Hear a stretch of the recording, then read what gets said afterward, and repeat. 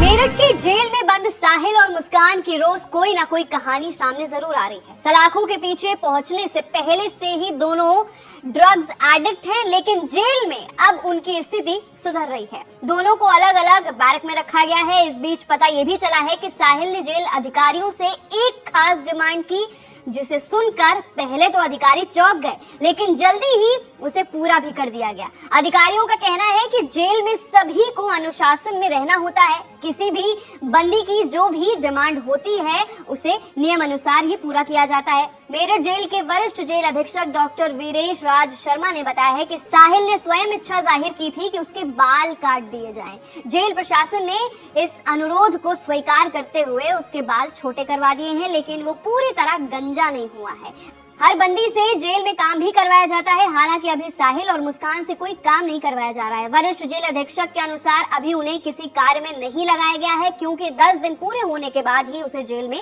किसी कार्य में शामिल किया जाएगा। मुस्कान के साथ साथ अब साहिल ने भी सरकारी वकील देने के लिए जेल अधिकारियों को प्रार्थना पत्र दिया था। दोनों के प्रार्थना पत्र को अधिकारियों ने आगे की कार्रवाई के लिए भेज दिया है। जेल मैनुअल के अनुसार अभी दोनों अलग अलग ही रह सकते हैं। अधिकारियों ने ये भी बताया है कि दरअसल दोनों पति पत्नी नहीं है, ना ही उन्होंने कोई ऐसा प्रमाण पेश नहीं किया है जिससे ये साबित हो कि दोनों पति पत्नी हैं। अगर वो पति पत्नी का कोई प्रमाण पेश करते हैं तो जेल मैनुअल के हिसाब से देखा जाएगा। जेल अधिकारी का कहना है अगर दोनों शादी को कहते हैं तो विधिक राय ली जाएगी और उसके अनुसार आगे की कार्रवाई की जाएगी। जेल अधिकारी ये भी बताते हैं कि दोनों की स्थिति अब बेहतर है, दोनों खाना भी खा रहे हैं, दोनों की लगातार अलग अलग काउंसलिंग की जा रही है, दोनों को अभी डॉक्टर की निगरानी में रखा गया है। वहीं मेरठ के चर्चित सौरभ हत्याकांड के आरोपी साहिल से मिलने उसकी नानी बुधवार को चौधरी चरण सिंह जिला कारागार पहुंची थी। मुलाकात के दौरान उन्होंने साहिल के लिए नमकीन और कपड़े लाने की बात बताई थी।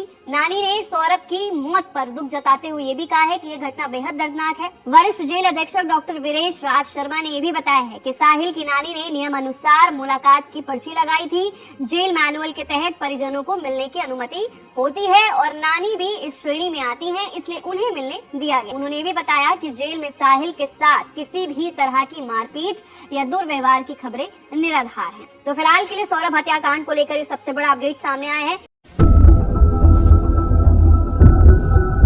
क्रूरता की सभी हदें पार कर सौरभ राजपूत की हत्या करने वाले साहिल और मुस्कान को पहले कचहरी में अधिवक्ताओं ने पीटा, फिर जेल की सलाखों में जाने के बाद मुलायजा बैरक में बंदियों ने साहिल शुक्ला की पिटाई कर दी।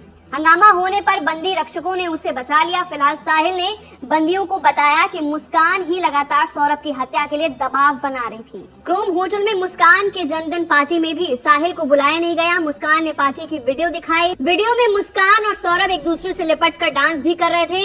ये देखकर साहिल का खून खौल उठा। जन्मदिन पार्टी वाली रात को भी सौरभ की हत्या का प्लान किया गया था। उस दिन सौरभ ने कोल्ड ड्रिंक नहीं पी, जिसमें बेहोशी की दवा डाली हुई थी। उसके बाद 3 मार्च को रात को सौरभ के खाने में बेहोशी की दवा डाली गई। उस दिन सौरभ के बेहोश होने के बाद ही मुस्कान ने रात 1 बजे साहिल को बुलाया था। हत्या करने के बाद 3 बजे दोनों सौरभ के घर से निकलकर साहिल के घर पर चले गए थे। बताया जाता है कि वहां पर सुबह सवेरे उन्होंने तांत्रिक क्रिया की। उसके बाद सिर और हाथ लेकर दोबारा से सौरभ के घर पहुंचे और शव को ड्रम में रखकर सीमेंट से जाम कर दिया गया। 2016 में हुई थी सौरभ और मुस्कान की शादी। मतलब ये कि ब्रह्मपुरी की रहने वाली मुस्कान रस्तोगी उर्फ सूभी ने 2016 में इंदिरा नगर निवासी सौरभ से प्रेम विवाह किया था। 2019 में मुस्कान ने बेटी पीहू को जन्म दिया। उसी बीच मुस्कान की मुलाकात सहपाठी साहिल शुक्ला से हुई। मुस्कान और सौरभ के प्यार में साहिल की एंट्री होते ही दोनों में विवाद शुरू हुआ।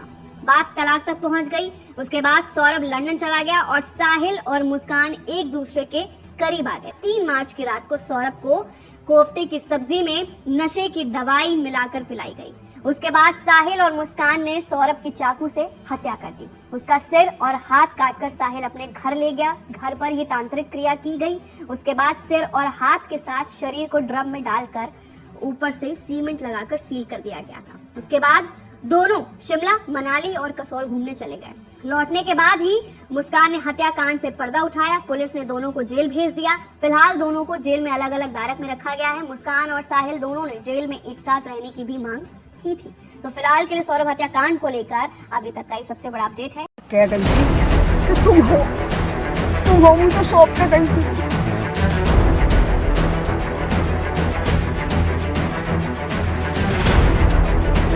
मुस्कान और साहिल सौरभ को बेरहमी से मार डालने के इल्जाम में मेरठ जिला जेल में बंद है। दोनों पर इल्जाम है कि इन्होंने पूरी प्लानिंग के साथ सौरभ को मौत के घाट उतार दिया है।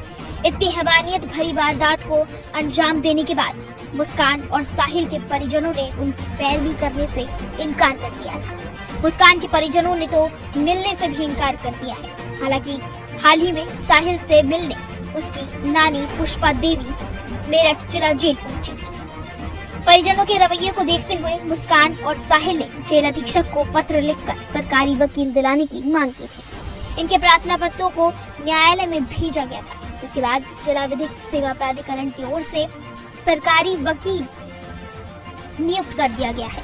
शुक्रवार को वकीलों का पैनल मुस्कान और साहिल से मिलने मेरठ जिला जेल पहुंचे। इस दौरान उन दोनों ने वकीलों से रिहा कराने की तो गुहार लगाई ही, मगर जेल में एक साथ रहने की इच्छा जाहिर की। सौरभ के हत्यारोपी मुस्कान साहिल पर वरिष्ठ जेल अधीक्षक का बयान सामने आया है। वरिष्ठ जेल अधीक्षक वीरेश राज शर्मा ने बताया कि मुस्कान और साहिल ने वकीलों से जल्द जमानत कराने की गुहार लगाई है।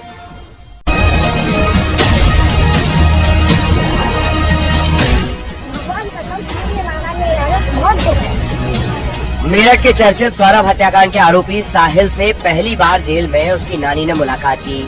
साहिल के लिए नमकीन और कपड़े लेकर पहुंची नानी ने सौरभ की मौत पर दुख जताते हुए कहा कि घटना बेहद दर्दनाक है। भगवान कसम सूर्य नारायण ने बहुत दुख है। नानी ने कहा कि दोनों को दो नशे हो गए हैं। नशे के आदि तो दोनों ही हैं। दूसरी ओर आदमी को औरत का नशा और औरत को आदमी का नशा भी हो गया है। अरे मैं कह रही हूँ, मुझे अब तुम्हें यकीन नहीं आ रहा। इतनी बात मैं कह रही हूँ कि उससे ज्यादा लड़के का दुकान कुछ नहीं करा। ये दो नशे हो गए, नहीं दो नशे हो गए। एक तो नशा खूब कर रखा था, एक आदमी को औरत का, औरत का आदमी को नशा, ये सबसे बड़ा हो गया। जी हाँ, मैं आपको बता दूं कि पुलिस पूछताछ में जो मुस्कान ने पुलिस के अफसरों को बताया वो काफी चौंकाने वाला है। मुस्कान ने कहा कि सन 2021 में सौरभ के साथ उसका तलाक का मुकदमा शुरू हो गया था। उसके बावजूद सौरभ अपने खास दोस्त पंकज और उसकी माता यानी मुस्कान की जो माता उसके साथ मिलकर मुस्कान की रेकी करा रहा था। उसके घर पर लगातार कौन आ रहा है कौन जा रहा है, इस बात से चिढ़ने के बाद वो सौरभ से काफी खफा थी, काफी नाराज चल रही थी। और नवंबर 2024 में उसने सौरभ को निपटाने का पूरा प्लान साहिल के साथ तैयार कर लिया था, जिसके लिए ड्रम दवाइयां सब कुछ तैयार कर ली थी। घटना से कुछ घंटे पहले सौरभ का जो खास दोस्त है वो सौरभ के साथ उसके घर पर गया खाना देने के बाद और खाना देने के बाद सौरभ और मुस्कान की काफी हाथापाई हुई, लड़ाई हुई, झगड़ा हुआ।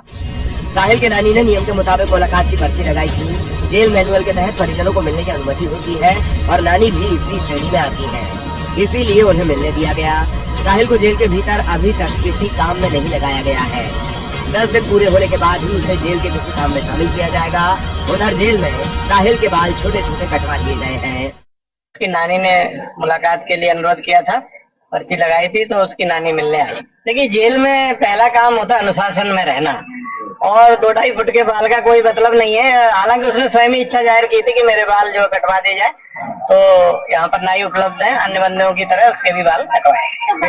मेरठ में सौरभ के परिवार पर दुखों का पहाड़ टूट पड़ा है। कातिल मुस्कान और उसके बॉयफ्रेंड साहिल की रातें जेल के भीतर अब तन्हाई में कट रही है। फिलहाल पुलिस की टीमें घटना के सबूत जुटा रही है, जिससे कातिलों को कानूनी रूप से अंजाम तक पहुँचाया जा सके।